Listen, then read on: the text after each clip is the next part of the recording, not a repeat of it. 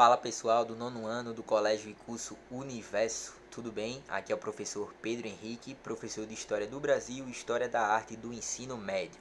Hoje a aula de vocês de História Geral é comigo, tá? Então eu espero que vocês curtam. Qualquer feedback, qualquer dúvida, podem entrar em contato diretamente aqui pelo canal da escola. Então a gente vai tendo esse processo de conversa sobre qualquer dúvida, sobre qualquer novidade, sobre qualquer coisa em relação à aula, qualquer coisa em relação à disciplina, pode deixar aqui que eu estou dando uma olhada, beleza? Então vamos lá. Pessoal, história geral de vocês, esse assunto do nono ano, ele é praticamente muito interessante, tá? Ele tem várias particularidades que cabe a nós estudar para a gente ter uma compreensão melhor desse panorama da história e assim se tornar cidadãos bem melhores, tá? Nossas ações do cotidiano, nossas ações com a nossa família, com os nossos amigos, em casa, praticando esporte, com a sociedade em geral, tá? A história, é claro que ela vai nos ajudar bastante em relação a todos esses requisitos de relações pessoais que temos dia a dia, tá? Então vamos lá para a aula, sem mais delongas.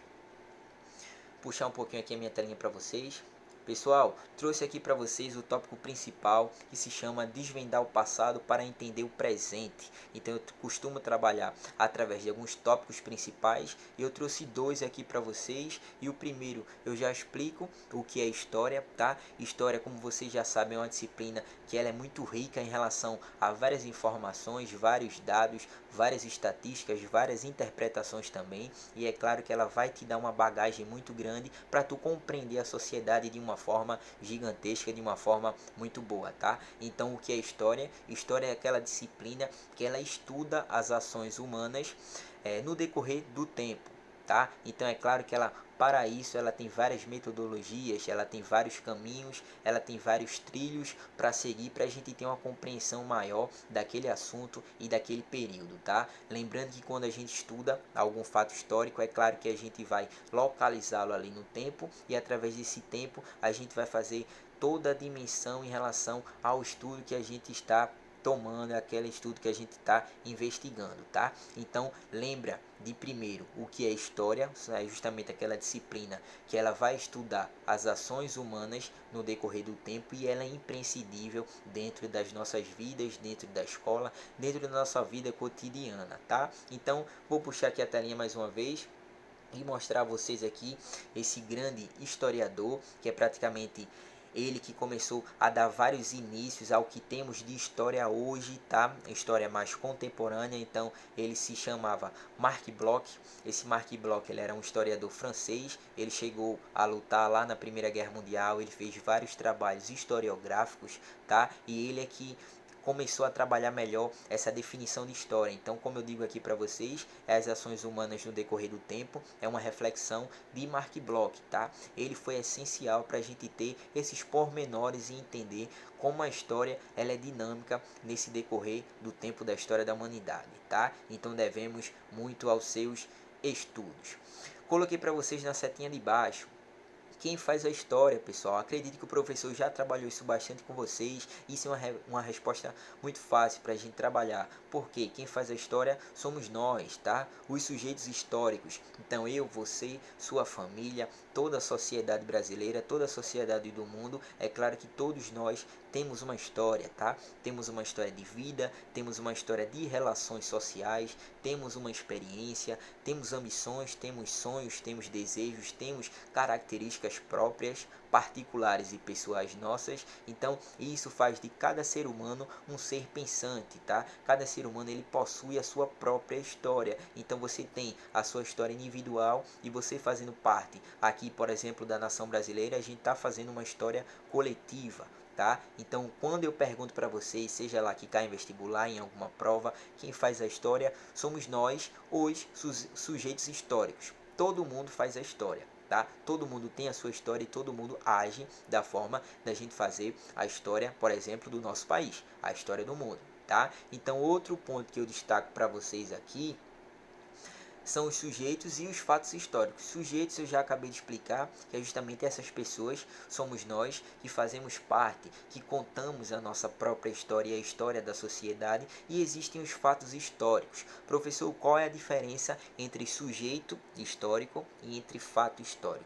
Sujeito é a pessoa, é o indivíduo. Fato histórico é o momento em que o indivíduo ele está fazendo essa história. Então, por exemplo, hoje nós estamos agora em 2020, então está acontecendo uma pandemia mundial e essa pandemia ela está afetando, ela está influenciando vários fatores da sociedade. Então isso é um fato histórico. Tá? Isso vai ficar marcado na história e quem está por dentro desse fato histórico são os sujeitos históricos, que somos nós que estamos presenciando, que estamos tendo nossa experiência dentro desse fato histórico, tá? Então, pessoal, para recapitular aqui esse slide, trouxe um tema lá muito importante para vocês lá em cima: desvendar o passado para entender o presente. Então esse é o objetivo da história, tá? A história, ela como disciplina, ela serve para a gente investigar, a gente analisar esse passado, para a gente poder entender melhor como vivemos hoje, tá? Como é nossa era tecnológica, por exemplo, hoje em dia a gente pode comparar em como o ser humano lá da pré-história ele vivia. Será que tinha o mesmo tratamento? Será que tinha as mesmas invenções? Não. Então como foi que ele foi passando por um tempo e começou a transformar e colocar a natureza ao seu favor nesse tempo? Então isso a história ela vai mostrar de uma maneira fenomenal, tá? Então a história ela é gigantesca, tanto como disciplina como formadora de pensamento, tá? Então é claro que temos que ter essa relação muito boa com a disciplina. Tranquilo? Então a gente falou também o que é história. Do que é história? É aquela disciplina que ela vai estudar as ações humanas no decorrer do tempo. Então tempo, cada sociedade, cada povo no seu recorte cronológico, é claro que ele vai atuar de uma forma, ele vai agir de uma forma, e cabe a nós estudantes estar analisando todos esses aspectos. Porque naquela época da antiguidade clássica, da antiguidade oriental, o pessoal guerreava bastante, tá? Porque existia desigualdade, porque existe desigualdade até hoje, porque muitos hoje são ricos e muitos hoje, a grande maioria, é pobre. Então, é esse tipo de desigualdade, essa história de guerras, essa história de salvação e vários outros aspectos é que a história, ela ajuda a gente bastante a entender. Tranquilo? E falei para vocês também aqui nesse slide que quem faz a história, nós, todos nós, que temos a nossa história e também fazemos a nossa própria história e também contamos a do nosso estado, a do nosso país, a da nossa localidade, porque estamos presenciando esse momento. Então são os sujeitos históricos. Sujeitos históricos é justamente aquele indivíduo que ele está fazendo parte da história, tá? E também existem os fatos históricos, que é o momento, tá? É a ocasião em que está acontecendo aquela história, aquela ação humana no decorrer daquele período. Tudo bem? E aqui na ponta, destacando mais uma vez aqui para vocês, é o grande historiador Mark Bloch, tá? Que participou aí da Primeira Grande Guerra Mundial, e ele foi responsável também pelo início ali da nova metodologia, com o início da escola dos análises, por exemplo, tá? Então a historiografia ela começa a ganhar muita força no século passado por conta de vários estudos desse fenomenal historiador. Beleza, pessoal? Vamos passar o slide aí.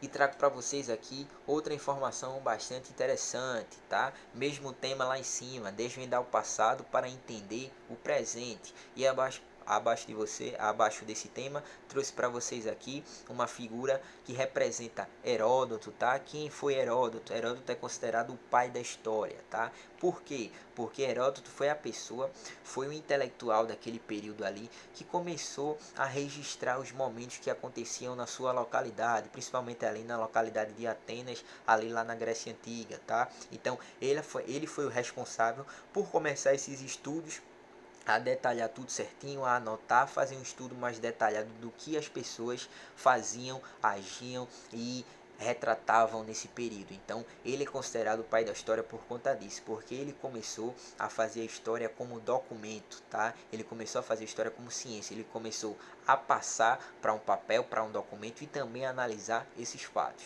Então eu trouxe algumas palavras para vocês aqui embaixo. A palavra história tem sua origem nas investigações de Heródoto, tá?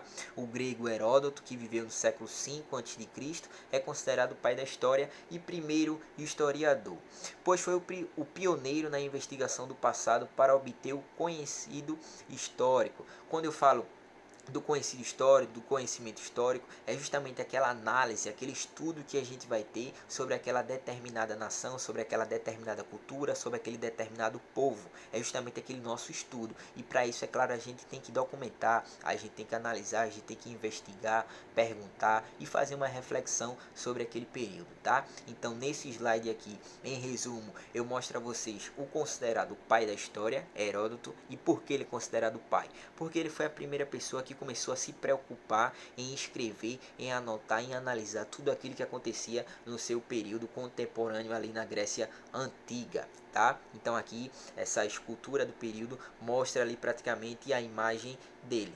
Tudo bem, pessoal? Então vamos dar continuidade ao nosso slide. E agora vou puxar aqui a minha telinha para vocês e agora eu mostro para vocês a função do historiador. Então, pessoal, quando a gente faz a gente entra na universidade e a gente escolhe a carreira de História, então a gente tem tanto a licenciatura em História, que trata, como eu, que sou professor de História, que trabalho fazendo aulas, trabalho em escolas, no meio da educação, e existe também o bacharel de História, que vai trabalhar em museus, vai trabalhar em bibliotecas, vai trabalhar mais com a pesquisa pura, tá, em relação a documentos, tá? Então a História ela vai se dividir entre esses dois caminhos, o bacharel e a parte do licenciado, que é justamente o que vai trabalhar dentro da educação.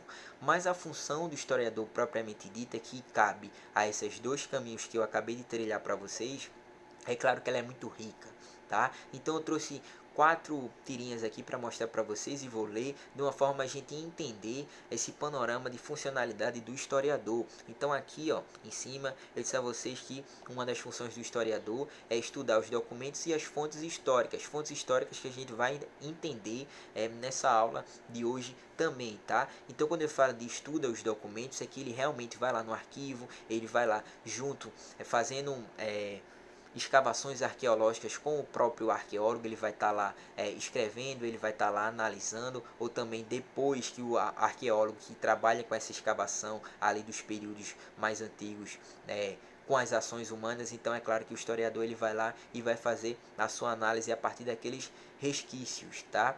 Aqui em cima trouxe para vocês que analisa registros que foram deixados, tá? Durante aí a história da humanidade. Então é claro que ele vai ter contato com esses documentos e ele vai analisar através de várias metodologias. Não é só pegar, por exemplo, uma carta lá de 1500, ler e dizer que aquilo ali foi daquele jeito. Não é. Você tem que encontrar algumas lacunas, tá? Você tem que olhar aquele manuscrito, aquela carta de uma forma mais detalhada. Você tem que compreender toda a dimensão e interpretação que aquela carta ela está sugerindo para quem está lendo, tá? Então é um trabalho praticamente muito, que requer muitos detalhes e que requer uma estruturação de pensamento diferente, tá?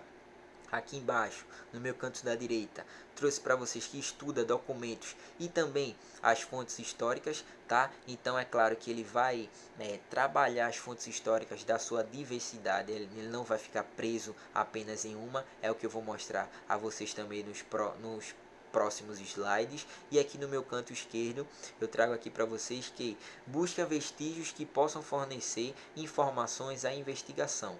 Quando eu falo de função do historiador, a gente tem que lembrar logo que o historiador é aquele cara curioso, aquele cara que vai investigar, vai pesquisar, vai analisar, vai refletir para poder ter um aprendizado, para poder chegar e passar alguma coisa para a sociedade, tá? Então, por exemplo, hoje o professor de história, seja lá eu, seja lá outro professor que trabalha com vocês, é claro que para chegar a esse conhecimento que temos, para passar para vocês, a gente teve uma certa leitura, a gente teve certas metodologias na faculdade, compreendeu, absorveu todo aquele conhecimento, todos aqueles dados, e assim a gente busca a melhor forma de analisar e também busca a melhor forma de tentar passar para vocês. Então isso não é um trabalho fácil, isso requer muito tempo, requer paciência, requer metodologias, porque a história ela é ciência, tá? Então lembra desses 4 tópicos aí bastante importantes da função do historiador e vamos continuar a aula.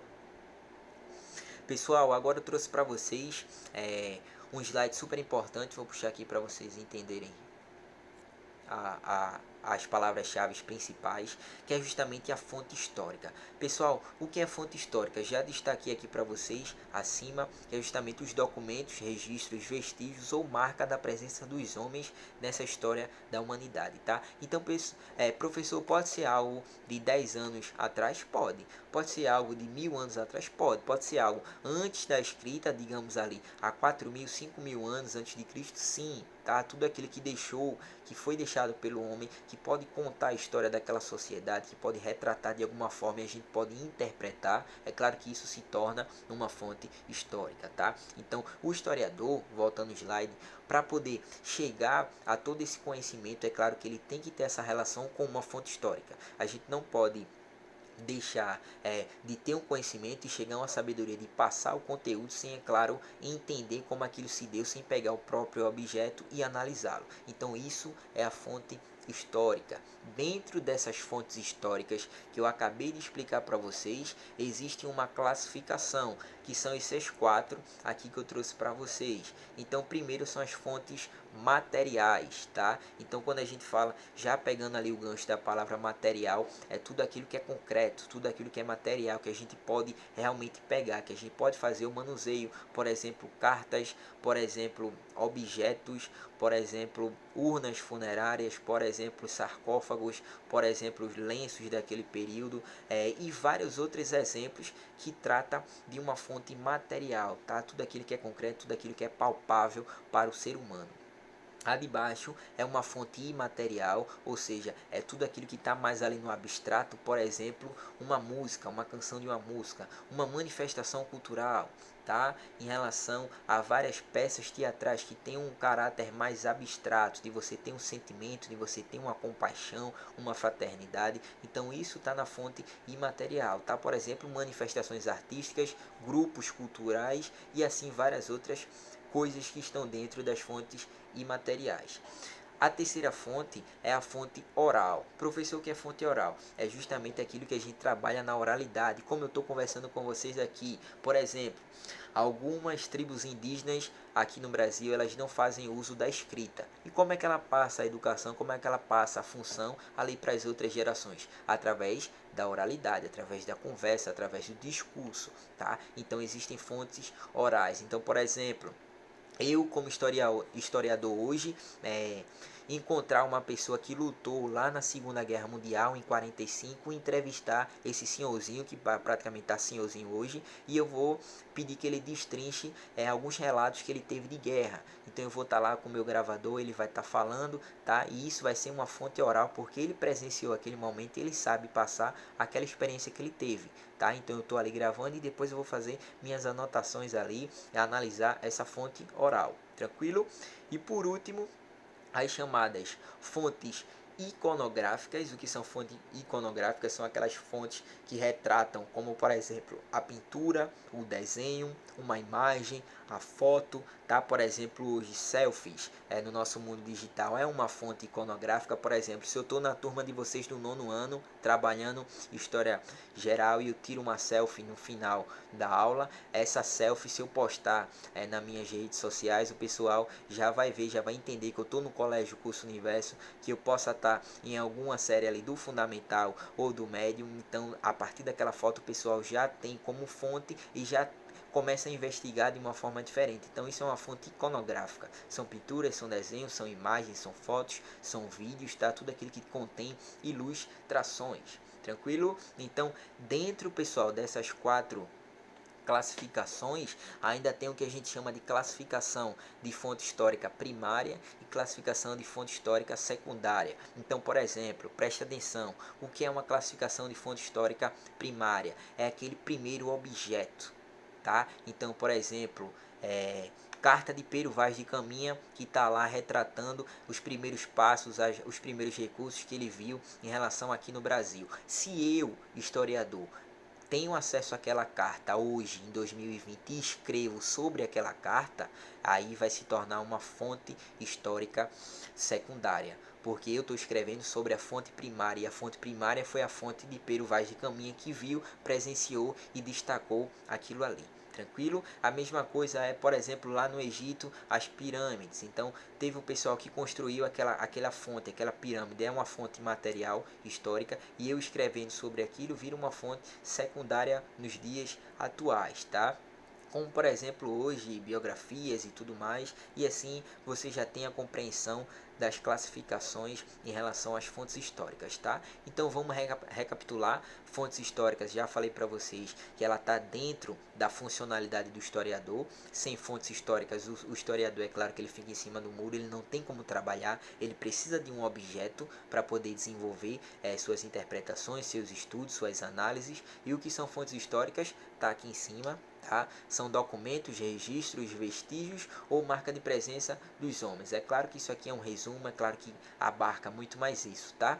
E dentro dessas fontes históricas existe a classificação. Então eu trouxe 4. Alguns historiadores, é claro, que eles aumentam essa classificação das fontes, mas aqui eu trago as principais. Fonte material, que é aquela concreta, tudo aquilo que é palpável, tá? Fontes imateriais, a parte abstrata, tá? Como manifestações culturais. Fontes orais, tudo aquilo que vem da oralidade, da conversa, tá? Da fala.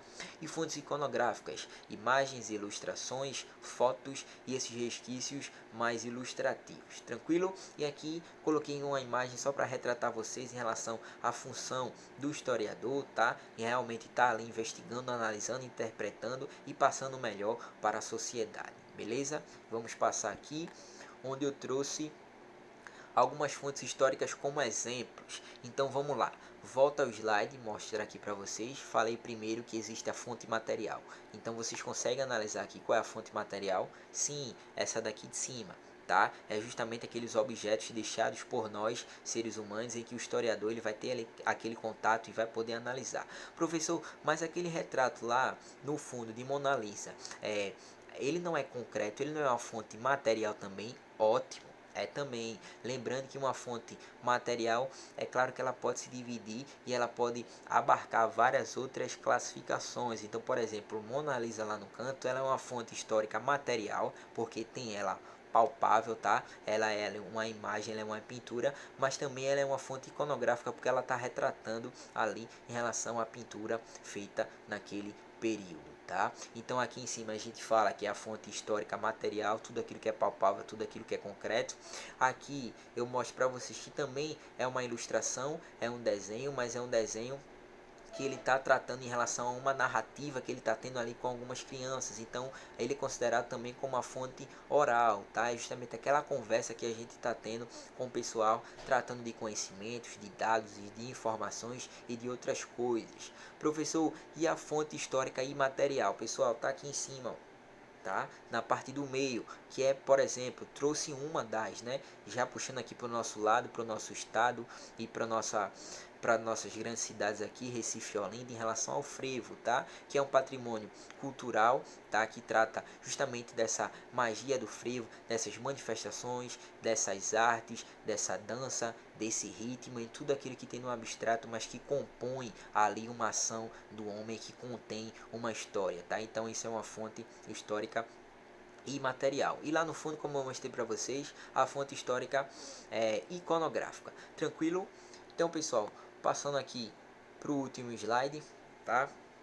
E mostro para vocês aqui, a partir de tudo isso que a gente viu. É claro que eu tenho que salientar e puxar um pouco para o meu lado. Vocês sabem que a história ela é magnífica, tá? É uma disciplina importante, assim como todas as outras, mas é claro que para mim ela é bem mais, tá? Então ela vai te dar um suporte, ela vai te dar uma bagagem para tu ter uma conversa, para tu ter um diálogo, para tu ter vários conceitos e interpretações sobre vários aspectos da vida. Então você entende sobre política, economia, cultura, ações sociais, relações, em relação a também a várias outras ocasiões que acontecem no decorrer da história, tá? Então eu coloquei lá em cima para vocês o último slide aqui para a gente trabalhar essa aula, fechar aí com chave de ouro.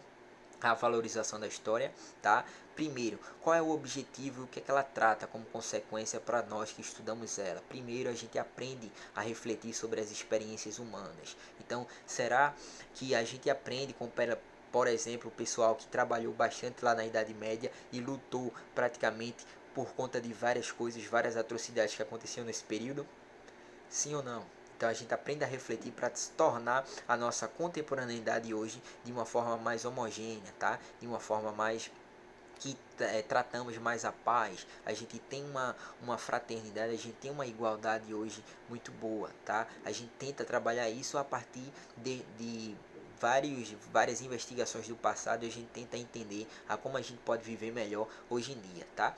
E é claro que tudo não fica só na teoria. Se você aprende todas essas considerações que a gente vem passando, você tem um caráter de ter autonomia, de começar a agir e transformar o seu meio, seja na escola, ser um aluno melhor, tratar direção, corpo de professores, coordenação de uma maneira boa, de uma maneira exemplar, lidar com seus amigos em casa, com suas famílias, em um jogo de futebol, em igreja. Então tentar transformar o seu meio de uma forma mais saudável, tá? Para a gente se tornar cidadãos aí bem melhores e poder perpetuar nossa história aí através do tempo.